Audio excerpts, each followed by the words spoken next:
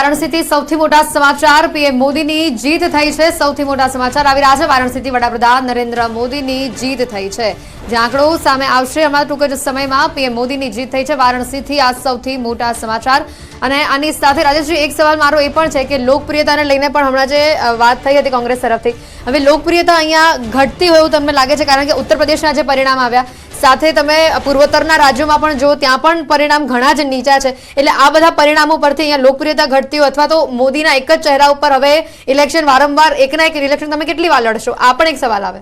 એટલે અતિ પરિચયા તવજ્ઞા એવી એક સંસ્કૃતમાં ઉક્તિ છે કે તમે કોર્પોરેશનના ઇલેક્શનમાં નરેન્દ્ર મોદીનો નામનો ઉપયોગ કરો, વિધાનસભામાં પણ નરેન્દ્ર મોદી તમને જીતાડે, દેશમાં જીતવાનું હોય તો એ નરેન્દ્ર મોદી, એટલે એમનો ખભા છે ને એ થાકી જાય।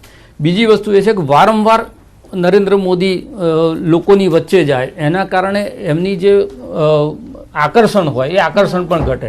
તમે ટીવીમાં જુઓ તો પણ નરેન્દ્ર મોદી, તમે રેડિયોમાં સાંભળો તો પણ નરેન્દ્ર મોદી, એના કારણે શું થાય, જે એક લોકોનું આકર્ષણ, આપણે ગમે એટલો કોઈ સિંગર આપણને ગમતો હોય એનો 1 કલાક તમે સાંભળો, 2 કલાક, 24 કલાક સાંભળો એટલે તમે ઇરિટેટ થવા માંડો।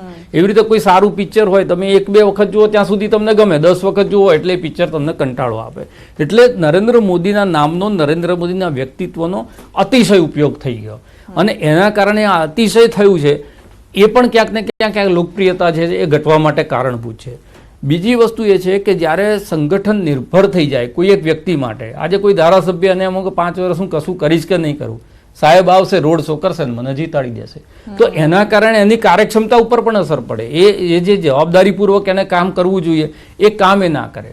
બીજું જે ઘણી વખત તો એવું પણ થયું છે ને કે એમના નામે લોકો જીતી પણ ગયા છે, જીતી જ ગયા છે।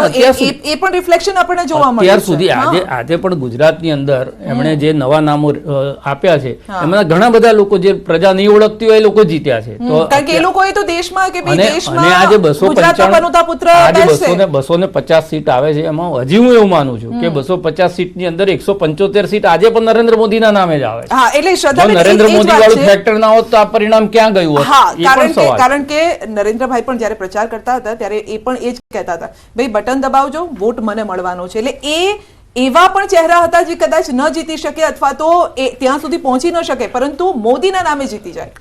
જી સંધ્યાબેન, એક તો તમારી વાત એ બિલકુલ સાચી છે કે જ્યારે અમારી પાસે નેતા છે અને વૈશ્વિક કક્ષાના નેતા છે તો અમે એ નેતા અમારો ફેસ છે અને પ્રધાનમંત્રી બનવાના છે, બનવા જઈ રહ્યા છે, એટલે એમના નામે જ અમે વોટ માંગ્યા છે, એમના નામે ને એમના કામથી।